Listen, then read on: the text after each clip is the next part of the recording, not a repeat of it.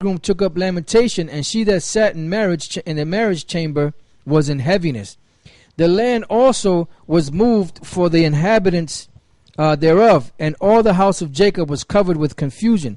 And after 2 years fully expired, the king sent his chief collector to tribute unto the city of Judah, who came unto Jerusalem with a great multitude, and spake peaceable words unto them, but all was deceit. For when they had given him credence, he fell suddenly upon the city and smote it very sore, and destroyed much people of Israel. Yeah, that's what they're going to do now. If Obama gets back in there, they're talking about he's going to raise taxes dramatically. All right. Now, if Romney gets up in there, he's going to raise taxes dramatically as well, and he's going to cut taxes dramatically on the super rich and the rich.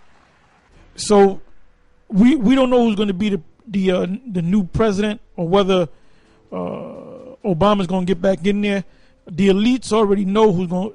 They already got it set up who's going to be put back in there. And like I said, if Obama stays in office, he's the incumbent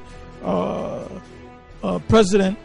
To do another 4 years, he's already in that presidential seat, so he can start passing laws and bringing out executive orders. I mean, he can just totally change himself as soon as he gets in office.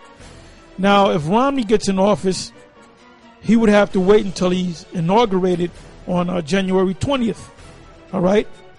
Now, if he's a president-elect, Obama can still do, what the elite tell him to do, and put all kind of hell on the people. Either way, hell is coming to this place. I mean, you haven't been watching what's going on in Spain and in Greece and these other countries around the world, which these U.S. News stations like CNN and Fox and these other news stations, cable news stations and so forth, they're really not telling you what's going on around the world. They're not giving you world politics. They're not informing you of geopolitics. So you don't understand what's going on, and you don't understand that what's happening right now with the national debt and so forth, and QE Unlimited, they call it. It's supposed to be called QE3, Quantitative Easing 3, which now they're calling QE Unlimited because they're not going to stop. They said they'll stop or slow it down in about the year 2015. So once they do that, once they do a thing called quantitative easing, which it's already in effect, all that's going to do is weaken the dollar. So you should expect prices to go up, gas prices to go up, food prices to go up, pretty much everything to go up. All right?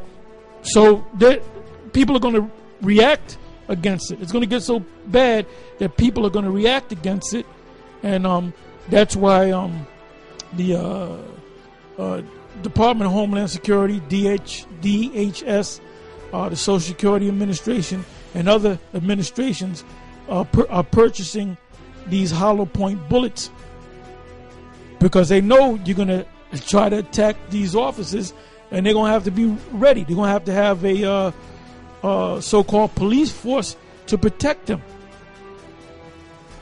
because all hell's going to break loose. If Obama decides to put in place a VAT tax, which is a value-added tax. In other words, a tax. If something's manufactured, there's a tax on it. If it goes to the distributor, there's another tax on it. From the distributor to the retailer, there's another tax on it. Then when it comes to you, there might be 3 or 4 taxes before it even hits you. So quite naturally, the price is going to be high, because most of the price that you're paying is in the form of a tax.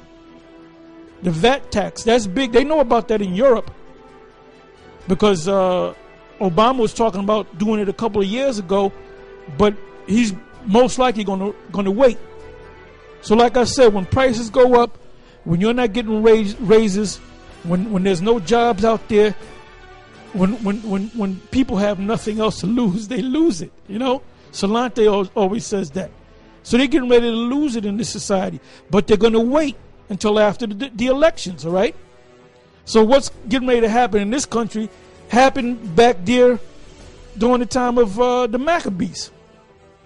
Go ahead.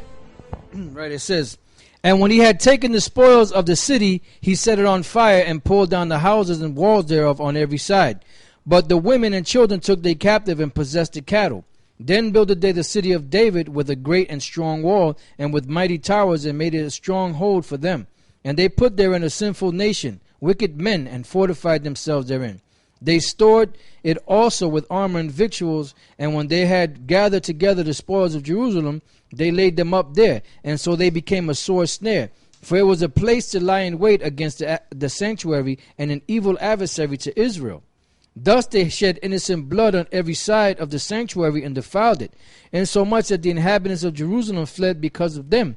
Whereupon the city was made an habitation of strangers, and became strange to those that were born in her. And her own children left her. Her sanctuary was laid waste like a wilderness. Her feasts were turned into mourning, her Sabbaths into reproach, her honor into contempt. As had been her glory, so was her dishonor increased, and her excellency was turned into mourning. Moreover, King Antiochus wrote to his whole kingdom that all should be one people, and every one should leave his laws. So all the heathen agreed according to the commandment of the king. Yeah, all should be one people. That's your one world order concept. It says, yea, many also of the Israelites consented to his religion, and sacrificed. Read that again, please. It says, yea, many also of the Israelites consented to his religion. Many also of the Israelites consented to his religion. So if they consented to his religion, part of his religion was not dealing with the Sabbath or any of their so-called religion. So when they taught their children that, of course, their children and their children's children, if they said, are you an Israelite? They say, no, we're not Israelites. We're Elamites. We're black Greeks. A case in point is Timothy's father. Okay, Timothy's father, he was an Israelite, but he followed the way of the Greeks. He's probably a military man that doesn't go into all of the details, but that's how we so-called lost our religion. And sacrificed unto idols and profaned the Sabbath. For the king had sent letters by messenger unto Jerusalem and the cities of Judah, that they should follow the strange laws of the land, and forbid burnt offerings and sacrifice and drink offerings in the temple, and that they should profane the Sabbaths and festival days, and pollute the sanctuary and holy people, set up altars and groves and chapels of idols, and sacrifice swine's flesh, and unclean beasts. Yeah, your churches that you go to are groves, buildings that are shaped in the form, and I mentioned this many times, the way a church is built from the ground up. Inside the church, it's like a dome. The ceiling is like a dome with like, what can I say, pillars or whatever. Look like pillars like going across, or look like branches of trees. That's your grove. And they sacrifice swine flesh. Everybody that goes to the church, they eat pork. You Baptists, you Methodists, you Jehovah, you all eat pork. It says that they should also